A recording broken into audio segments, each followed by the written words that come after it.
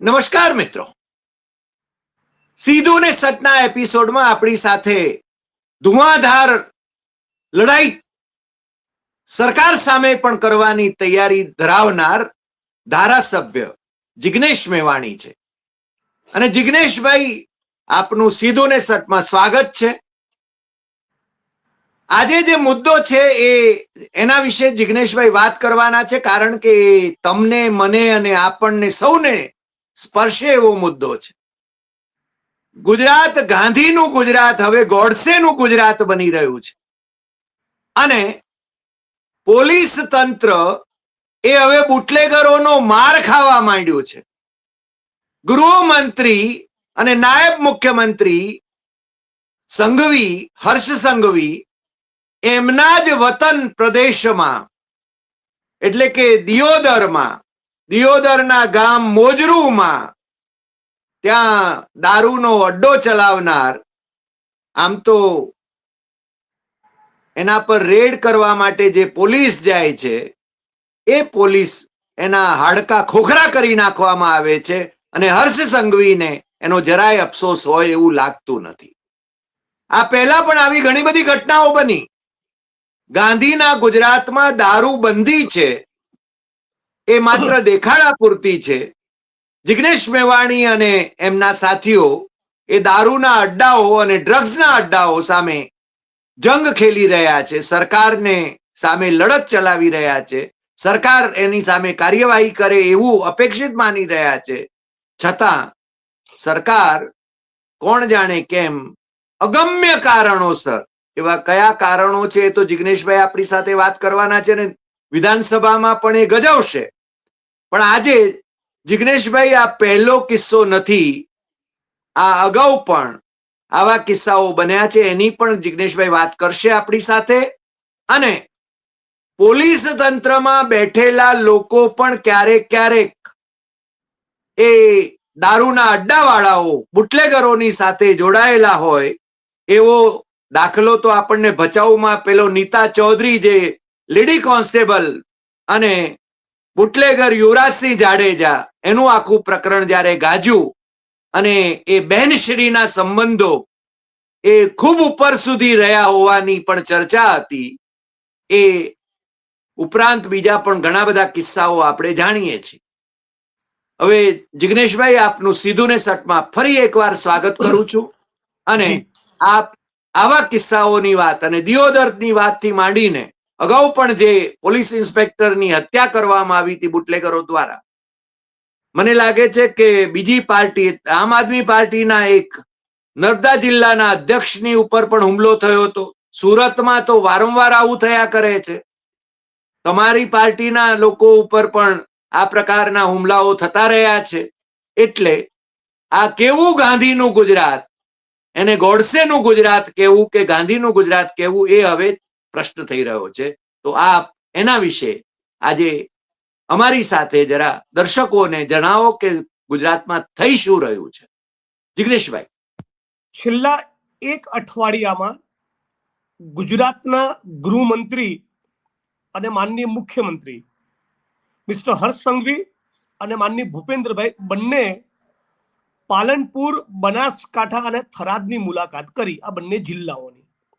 અને આ જ અઠવાડિયામાં એવું પ્રકરણ સામે આવે છે કે છાકટો બનેલો એક બેફામ બુટલેગર દિયોદર પોલીસના હાથ પગ તોડી નાખવા સુધીની હિંમત કરે છે. મતલબ કે આપણા રાજ્યમાં બુટલેગરો એ હદે બેફામ બન્યા છે કે સામાન્ય નાગરિકો, વિસલ બ્રોઅર કે પત્રકારોને નહીં, પોલીસને મારતા પણ બિલકુલ સંકોચ અનુભવતા નથી. આ રડીખડી ઘટના નથી કે છેલ્લા 10 વર્ષમાં એકાદી આવી ઘટના બની હોય તો એના આધારે આવું બની રહ્યું છે આખા ગુજરાતમાં, એવું ન કહી શકો. પણ ગુજરાત સમાચાર, જે આપણું લીડિંગ ગુજરાતી ન્યૂઝપેપર છે, એના છેલ્લા એક અઠવાડિયાના એક અહેવાલ પ્રમાણે ગુજરાતમાં છેલ્લા 2-3 વર્ષમાં આવી 28 ઘટનાઓ બની, જેમાં constable, head constable, ASI, PSI અને પીઆઈ ને બેરહેમીથી મારવામાં આવ્યો છે બુટલેગરો દ્વારા. ફક્ત લાપોટ ઝાપોટ નહીં કે બોચી પકડી હોય કે ખાખીનો કોલર પકડ્યો હોય એવું નહીં, ગાળ અપશબ્દ કે બદતમીઝી નહીં, અડ્ડા ઉપર રેડ પડી હોય પોલીસની તો હોકીઓ, પાઇપો, ચેનો, ગુપ્તીઓ, છરા, અસ્ત્રા અને તલવારો સાથે પોલીસ ઉપર હુમલા કર્યા છે. તમે કલ્પના કરો. એટલે આ બુટલેગરો એટલા નિર્ભય બની ચૂક્યા છે કે આ ગુજરાતમાં ગાંધીનગર અને કમલમ સુધી હપ્તા પહોંચાડીએ છીએ તો આ રેડ કરનારો વળી કોણ આવ્યો? PSI PI. આ પ્રકારનો એમનો એટીટ્યુડ છે. અને ટોટલ 28 ઘટનાઓ બની છે. સુરેન્દ્રનગરમાં તો એક પોલીસ ઇન્સ્પેક્ટરનું ખૂન કરી દેવામાં આવ્યું, એની પર ગાડી ચડાવી દીધી.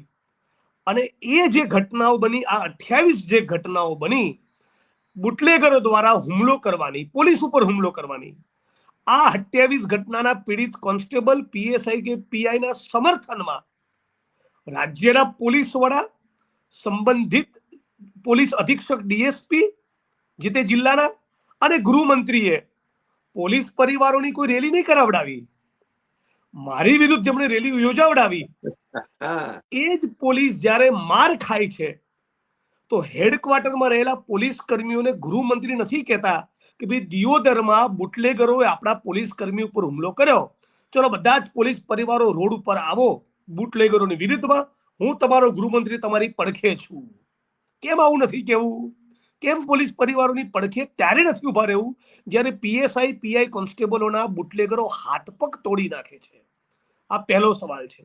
બીજી વસ્તુ છે કે બુટલેગરોને એવી પાક્કી ખાતરી છે કે આ સાદા દારૂના કેસમાં છૂટીને આવે અને અઠવાડિયું, 10 દિવસ, 15 દિવસ ઠીક છે, પણ 2-4 મહિના જો અડ્ડો ચાલુ ન થાય તો પૂરી જવાબદારી સાથે કહું છું, તમામ પીએસઆઈ પીઆઈ ડીવાયએસપી ની વાત નથી, લાંચિયા પીએસઆઈ પીઆઈ ડીવાયએસપી એમને મળવા જાય છે અને કહે છે કે ભાઈ ચાલુ કર તો મારું મીટર પણ ચાલુ થાય. શું કહું છું? પીએસઆઈ પીઆઈ ડીવાયએસપી કેટલાક ભ્રષ્ટ એવા છે કે જુગાર અને દારૂના અડ્ડા બંધ થયા હોય તો પોતે બેશરમી પૂર્વક સામે ચાલીને મળવા જાય છે, અથવા બુટલેગરને મળવા બોલાવે છે, અથવા તો પોતાના વહીવટદાર કે વચેટિયાઓને મોકલી બુટલેગર અને અડ્ડા ચલાવનારા, જુગારના અડ્ડા ચલાવનારાને કહે છે કે ભાઈ બસ જેટલો સમય તવાઈ હતી હવે તવાઈ હટી ગઈ છે, હવે કોઈ સ્ટેટ મોનિટરિંગ સેલની રેડ પડવાની નથી, બધું જ જિલ્લા પોલીસ વડા અને પત્રકારોની નજરે આવવાનું નથી, તું તારો અડ્ડો ચાલુ કરી દે એટલે મારું 50,000 લાખ રૂપિયાનું બંડલ જે તારી જોડે સેટ થયેલું છે પણ શરૂ થાય.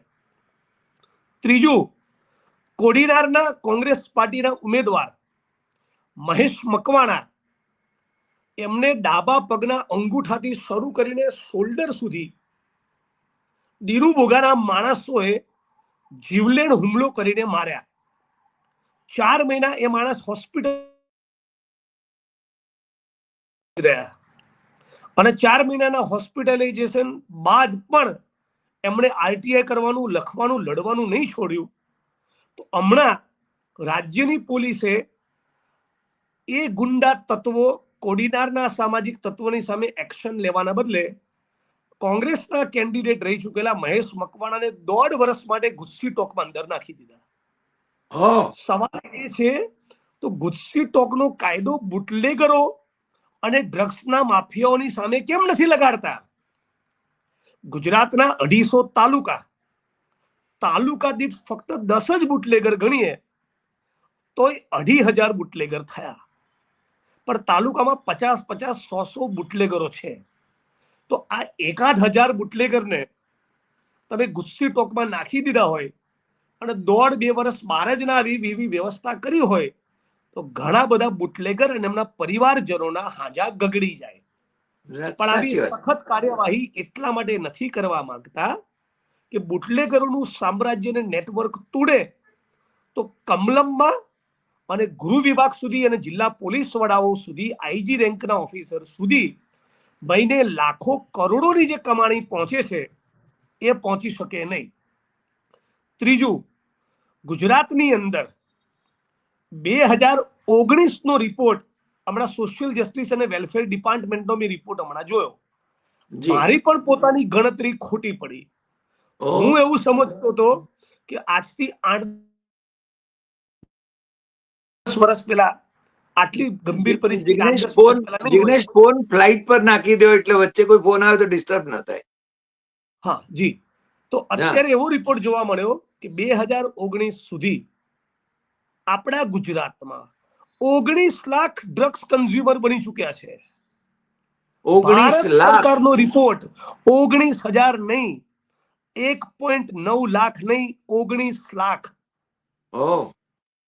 અને બીજું કે આ 2019 થી 26 આવ્યું. હવે તો આ દરમિયાન જે ગતિથી ડ્રગ્સ કન્ઝ્યુમર વધતા હોય છે એના અભ્યાસો લોકોના કહેવા પ્રમાણે નવા 3 થી 4 લાખ ઉમેરાયા. એટલે અત્યારે 22 થી 23 લાખ ડ્રગ્સ કન્ઝ્યુમર ગુજરાતમાં બની ચૂક્યા છે. આ ડ્રગ્સ કન્ઝ્યુમર ડ્રગ્સ લે છે પણ એના જે માફિયાઓ છે એવા 10 માફિયાઓની સામે ગુસ્સીટોક દાખલ કરવાના કોઈ ઉદાહરણ નથી. એટલે આ રાજ્યની સરકાર છડે ચોક નિર્લજ્જ બનીને, નિર્વસ્ત્ર બનીને બુટલેગર અને ડ્રગ્સના માફિયાઓને છાવરી રહી છે પોતાની પૈસાની વાસના સંતોષવા માટે. અને મોટા ભાગના જિલ્લા પોલીસ વડાઓ પણ આમાં સામેલ છે. ગૃહ વિભાગ સુધી, ગૃહ વિભાગ કે રાજ્યના કોઈ મંત્રી સુધી હપ્તા પહોંચતા ન હોય તો હું માનવા તૈયાર જ નથી કે આ બુટલેગરો આટલા બેફામ બને. બીજું, સંગીતા મહેશ્વરી નામના કચ્છમાં એક બેન એ બુટલેગરોની સામે પડ્યા તો મહિલાને પણ બરાબર કૂટી નાખી. પણ હજી સુધી રાજ્યના ગૃહમંત્રીનું નિવેદન આવ્યું નથી. હજી સુધી હર્ષ સંઘવી ગુજરાતના પીએસઆઈ, પીઆઈ, કોન્સ્ટેબલોને એવું વચન નથી આપતા કે કોઈ પણ બુટલેગર દ્વારા તમારી પર હુમલો કરવામાં આવશે તો હું છોડીશ નહીં. એટલે વડગામમાં એને ફાંકા ફોજદારી કરી ગયા. અડધી વાગે મને ફોન કરજો. એટલે શું અડધી રાતે ભાઈ તમને ફોન કરે? આ તમારી પોલીસ તો કૂટી નાખે છે બુટલેગરો. આ દિયોદરમાં માર્યા, સંગીતાબેન મહેશ્વરીને માર્યા, રાજકોટમાં માર્યા. 28 ઘટના બની છે બુટલેગરો દ્વારા પોલીસ હુમલાની. તમારા પેટનું પાણી હલતું નથી, શરમ આવી જોઈએ. એટલે ગૃહમંત્રી જે કોન્સ્ટેબલ, પીએસઆઈ, પીઆઈ જોડે રાત દિવસ કામ લેતા હોય એને એની સુરક્ષાની ચિંતા નથી. એમની પ્રાથમિકતા બુટલેગરોને બચાવવાની છે જેથી ડ્રગ્સ અને બુટલેગિંગનો કાળો કારોબાર ચાલુ રહે.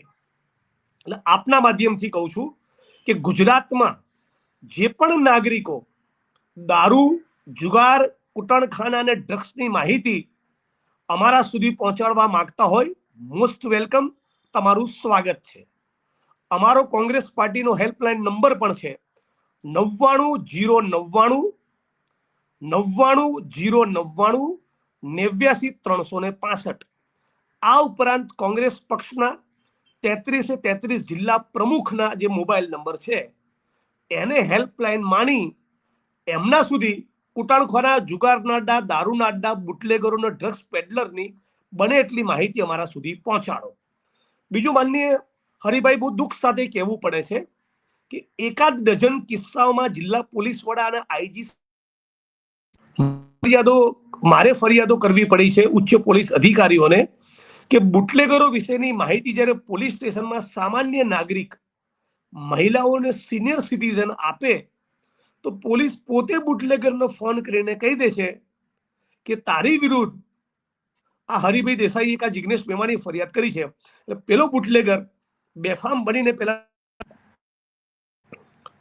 એટલે આટલી ભયંકર પરિસ્થિતિનું નિર્માણ થયું છે કે પોલીસ પોતે ઇન્ફોર્મ કરી દે છે બુટલેગરોને કે તમારી સામે આવી ફરિયાદ આવી છે. એટલે બુટલેગર પેલાનો કૂટીને રોટલો વાળી દે. એટલે આ બુટલેગરો આટલા છાકટા, બેફામ એટલા માટે બન્યા છે કે રાજસત્તાની એમને સંરક્ષણ પ્રાપ્ત થયેલું છે. જિગ્નેશભાઈ, મને અહીંયા એક પ્રશ્ન થાય છે. સામાન્ય રીતે પોલીસ ઉપર જ્યારે હુમલો થાય ત્યારે પોલીસ એમ માને કે એ આખા પોલીસ તંત્ર ઉપર હુમલો થયો છે અને એનો છે ને એનો ખુરદો બોલાવી દે. પણ અત્યારે તો સ્થિતિ એવી થઈ છે કે મને લાગે છે પોલીસ તંત્ર પણ ડિવાઇડેડ લાગે છે. કાં તો છે ને એ ગૃહમંત્રીને વફાદારી બતાવવા માંગે છે અથવા તો એ છે ને પોતાની સામે એક્શન ન આવે અથવા બુટલેગરો એમને છે ને એમનો ખુરદો ન બોલાવી દે એનો ડર પોલીસમાં છે. પોલીસનો ડર બુટલેગરોને નથી રહ્યો. યસ, પોલીસનો જે ડર બુટલેગરોનો હોત તો આખા ગુજરાતના એક એક તાલુકામાં ગામે ગામ બુટલેગરો આટલા બેફામ બન્યા ન હોત. કેમ કે પોલીસ ઘણી જગ્યાએ તો એવું જોવા મળે છે કે પોલીસ પોતે જુગાર અને દારૂના અડ્ડા ચલાવવામાં પાર્ટનરશિપ હોય છે એમની સાથે મળીને એનું આયોજન ગોઠવે છે, આંકડાનું, જુગારના અડ્ડાનું, દારૂના અડ્ડાનું, ઇવન ડ્રગ્સનું. આટલી ભયંકર પરિસ્થિતિનું ગુજરાતમાં નિર્માણ થયું છે. જેટલી પણ આ મુદ્દે છેલ્લા 15-20 દિવસની જે ચર્ચા ચાલી રહી છે, ઇન્ક્લુડિંગ તમારી યુટ્યુબ ચેનલ, નીચે તમે કોમેન્ટ્સ વાંચો તો 2-5 અડ્ડાઓનો ઉલ્લેખ તો નાગરિકો કરી જ નાખે છે કે જિગ્નેશભાઈ આ વિસ્તારમાં ચાલી રહ્યું છે. ગઈકાલે અમારા કોંગ્રેસ પાર્ટીના દક્ષિણ ગુજરાતના બહુ જ લડાકુ સાથી દર્શન નાયકે ઓલપાડ એટલે હર્ષ સંઘવીના ઘરથી બહુ દૂર નહીં એવો નજીકનો તાલુકો જિલ્લો, એ ઓલપાડના ગામોમાં ચાલતી દારૂની બેરલના પીપળા રંગે હાથે એમણે પકડ્યા સ્ટિંગ ઓપરેશન કરીને. મેં ગઈકાલે ટ્વીટ પણ કર્યું છે. જી, સુરતની અંદર હજી પણ બેફામ બુટલેગરો છે અને હજી રાજ્યના મુખ્યમંત્રી આ મુદ્દે ફરી મારી વાતને રિપીટ કરીશ, એક શબ્દ નથી બોલતા. આટલું ઘમાસાણ ચાલી રહ્યું છે. આખા ગુજરાતમાં એક આનું વાવાઝોડું છે. આખું ગુજરાત જ્ઞાતિ, ધર્મ અને રાજકીય પક્ષોનું કુંડાળું તોડી ડ્રગ્સની સામે એક થયું છે. છતાં આપણા રાજ્યના મુખ્યમંત્રી બહુ દુઃખ સાથે કહેવું પડે, આપણી જનતાને બાહેધરી નથી આપી રહ્યા કે હું ડ્રગ્સનો કાળો કારોબાર હવે થવા નહીં દઉં. આ રહ્યો મારો એક્શન પ્લાન. આ પ્રમાણિક અધિકારીઓને અમુક કી પોઝિશન્સમાં હું મૂકી રહ્યો છું. આ મારી બ્લુપ્રિન્ટ, આ નવું બજેટ. કોઈ જ વાત નહીં. મને લાગે છે કે મુખ્યમંત્રી કરતા આ અધિકારીઓ જ બધું તંત્ર ચલાવી રહ્યા હોય એવી વધારે છાપ ઉભી થઈ રહી છે. એટલે બેસિકલી એવું છે કે નરેન્દ્રભાઈ અને અમિતભાઈના ઈશારે ઠેકડા મારનારા જે ટોપના બ્યુરોક્રેટ્સ પીએમઓમાં બેઠા છે, એ હર્ષ સંઘવીના માધ્યમથી કે નરેન્દ્રભાઈ અને અમિતભાઈના બીજા જે 1-2 ફોલ્ડર મંત્રીઓ છે એમના માધ્યમથી 2-5 બાબુઓ સાથે મિલી ભગત કરીને આખો કારોબાર ચલાવે છે.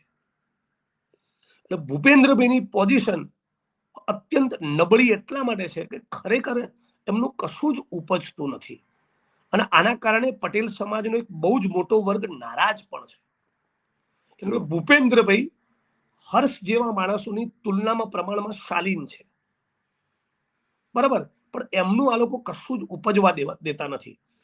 સામે ભૂપેન્દ્રભાઈની વિરુદ્ધમાં એટલું પણ કહેવું પડે, તમારું ઉપજે છે કે નથી ઉપજતું, રાજ્યના નાગરિકોને એનાથી નિસ્બત નથી. તમે સીએમ છો તો તમારે દારૂ ડ્રગ્સમાં કંટ્રોલ લાવવો પડે. બીજું, 19 લાખ લોકો જે ડ્રગ્સ યુઝર્સ ભારત સરકારના કહેવા પ્રમાણે ગુજરાતમાં બની ગયા, એમાં રાષ્ટ્રીય એવરેજ કરતા ગુજરાતમાં મહિલા ડ્રગ્સ યુઝર્સની એવરેજ વધારે નીકળી. એટલે દેશમાં 100માંથી 7.5 બહેનો એ જો ડ્રગ્સ યુઝર્સ બની હોય, ડ્રગ્સ લેતી હોય, તો ગુજરાતમાં 100માંથી 9.5 લે છે.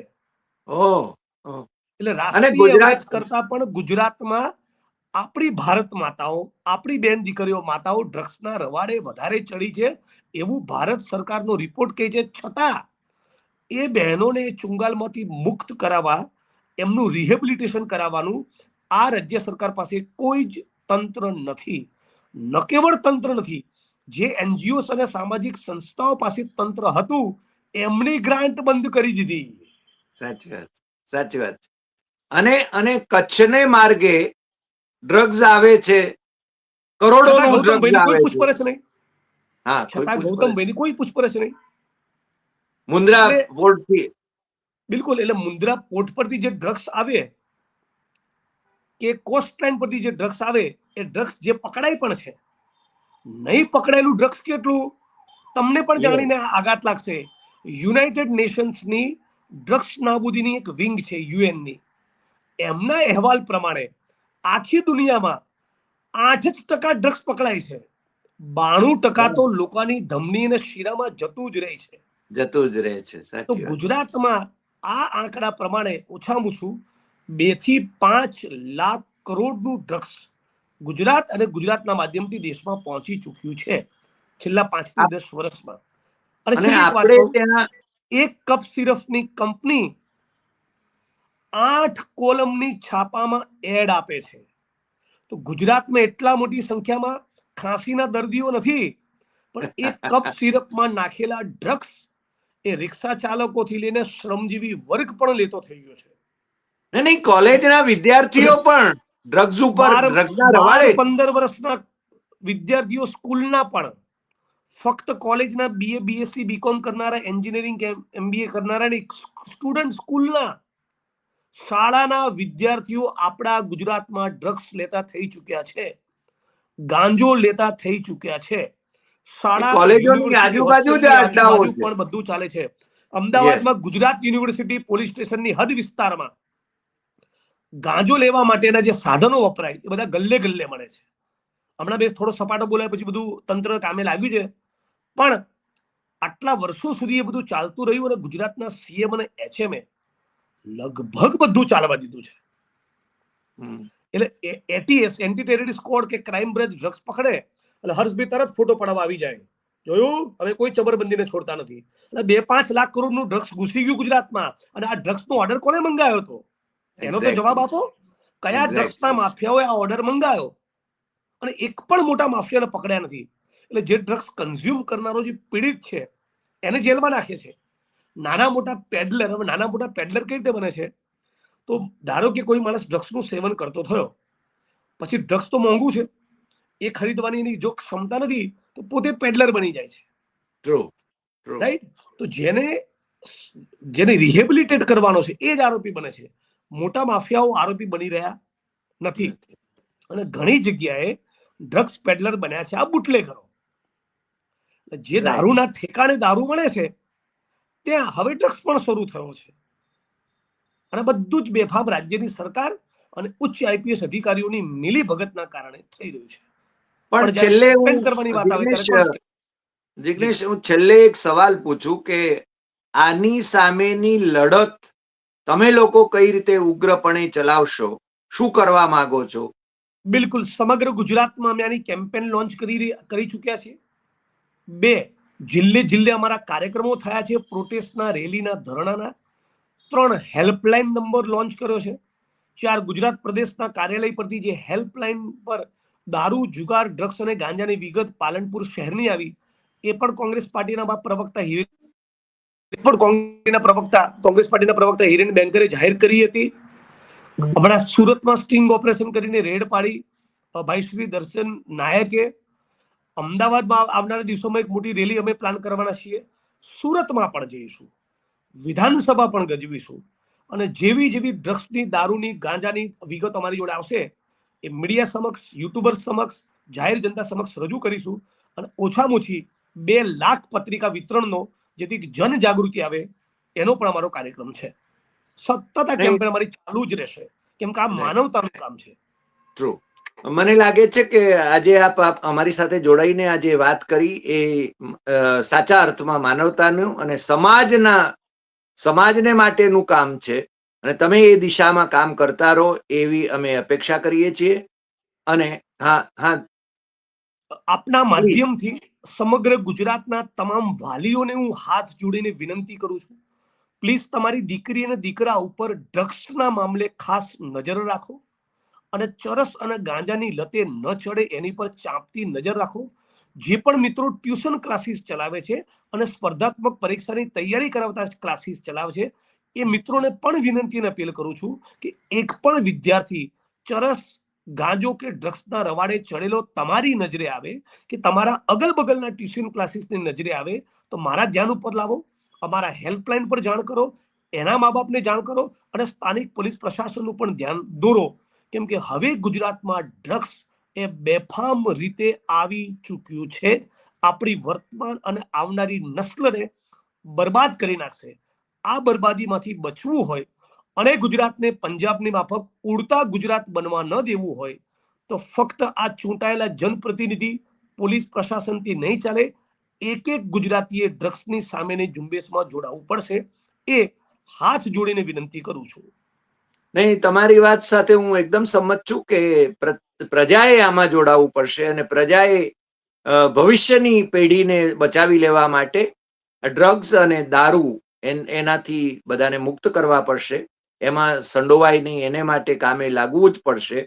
આજે જિગ્નેશભાઈ તમે અમારી સાથે જોડાયા એ બદલ આપનો ખૂબ ખૂબ આભાર. ધન્યવાદ.